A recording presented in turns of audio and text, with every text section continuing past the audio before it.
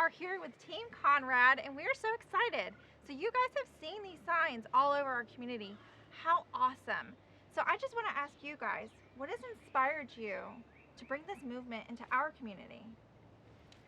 Well, we were on a golf cart tour in our neighborhood, and we stopped at a friend's house, and sitting in her driveway, she had a lit cross up in her yard, and said, "Oh, I want to pass these crosses around and share God's Spirit, and so people can see that."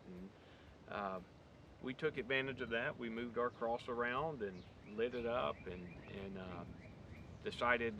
Patty decided that we wanted a sign out front, and had my daughter Erin make a sign over there, and we put it in the yard, and posted it on the Facebook, and we had some friends say, well, we'd really like one of these signs, Yeah. so That was one of them.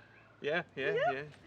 So, and Erin was like, "Oh, I don't know if I can make them fast enough." So we ordered some from a handful from a print shop, and those sold out in a matter of minutes. And so we ordered some more, and that's how it took off. It was just That's awesome. a moment. I love it, and I Yeah. love that you designed it. How cool is that? So why faith over fear? You can pick a million things. Why faith over fear? I think it's because our whole foundation is faith, and without it, we're very empty. And we know we're going to face trials and tribulations, but at the end of the day, we have to look to His light, and we have to also be the light. And so to do that, you have to lay your foundation out there, and that comes first. And as long as you're in His Word and you're surrounding yourself with the right people, you're going to come through this perfectly, and that's going to prevail over any fear. It reminds me of Chris Tomlin's song, "Whom Shall I Fear?" Yeah. And I just love that song, and I think that's what we needed to be, is right now, during a middle of a pandemic, is to be the light and the hands and the feet. So why'd you do the sign the way you did it? Well, when I was designing it, I think, as we know, faith can be interpreted in many different ways, and everybody has their own perception of fear, and whether that's staying home or going out and being around people. And I feel like faith can be interpreted in many ways, and so I wanted to make the sign as simple as possible so that it could mean something to everybody and not just one specific denomination. That's awesome. I love that. So how are you guys living out faith over fear right now? I would say that in the middle of the pandemic, we could have just sat at home and worked. We're all three essential employees. I don't even know why we use that word. It sounds crazy to even use it. But we all are working from home, and we could have just did that and carried on with our life. But when Paige ignited that spark to get something started, and then here God put it on our lap through Facebook of people requesting this sign, we're like, what can we do with it? And I said, well, if we're going to put in the work and the time, it's going to be for a local nonprofit. Thankfully, it's one of Church of Hope's partners, because we definitely know Interfaith is for sure shining its light in our community right now.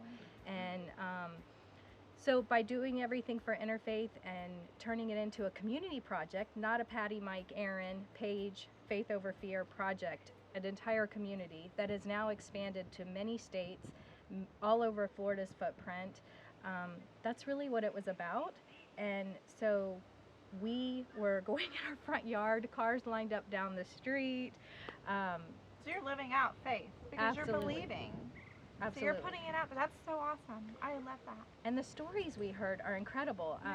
Our last Sunday doing it, this man in his 80s parked across the road and could barely walk across the road, and he put money in our fishnet, which if you've seen everything, you'll understand that.